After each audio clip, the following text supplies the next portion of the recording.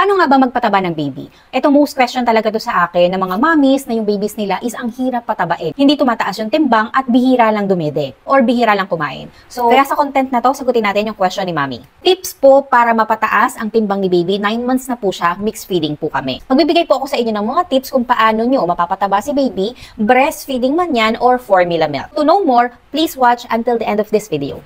So, 9 months na yung baby niya and mixed feeding siya. Paano nyo papatabain si baby? Number 1, para sa mga breastfeeding mom, check nyo if proper latch si baby. Kung hindi kayo familiar sa latch, ito po yung picture niya. Kailangan proper yung latch ni baby mo sa'yo.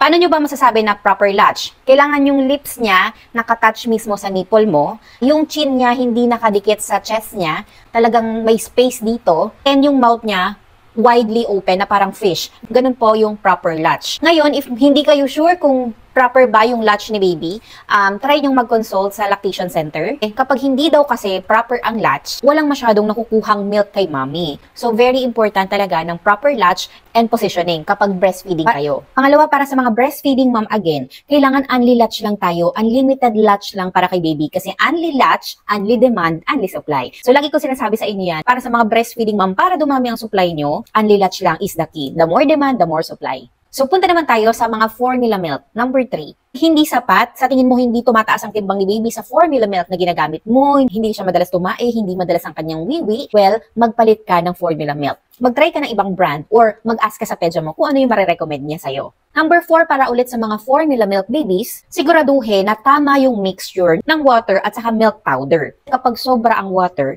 less ang calories na nakukuha ni baby. Kaya kailangan equal yung measurement ng formula milk powder sa water. Para naman sa mga 6 months old babies and above, ito na kasi yung mga kumakain na sila ng mga complementary foods or solid foods. If kumakain na sila, maglagay ka ng meat sa kanyang kinakain, paunti-unti lang, para lang magkaroon siya ng protein. Mga high calorie kasi ang mga yon. And kapag high calories, alam niyo naman, calories pampataba. Next, pwede kang mag-offer ng mga fruits like saging, pears, and avocado. High calories din kasi ang mga yan, kaya makakapagpataba para kay baby. And syempre, vitamins. Try mong magdagdag ng vitamins kay baby. Consult your doctor muna para masuggest kung ano yung best vitamins for your baby and ilang dosage ang ibibigay sa kanya. Magkaroon ng mealtime schedule kay baby. And importante din na pakainin mo si baby kapag gutom siya. Mas importante na maibigay mo yung needs niya kaysa sa schedule ng oras ng pagkain. So kapag gutom si baby, pakainin mo. And samahan mo si baby sa pagkain. Para natututukan mo talaga siya. Sigurado ka na walang distraction, na mabilis matapos at mauubos. Bantayan mo si baby, samahan mo siyang kumain. Ito very helpful to sa akin noon. Magkaroon kayo ng fun time meal. Ang mga babies natin talaga minsan walang appetite. Ayaw nila kumain. So gawa ka ng ways or paraan para maengganyo mo si baby. Hindi ko sure kung appropriate yung ginagawa ko before, pero nung mga 10 months kasi si baby ang hirap din pakainin eh. So, ang ginagawa ko, may toys siya doon sa harap. Though, syempre, sabihin ng iba, kabastusan yun kasi nga, nasa harap ng pagkain. Pero kasi, mas pinipili ko yun kesa manood siya ng TV. So, naglalaro siya ng toy sa harapan niya, tapos sinusubuan ko siya.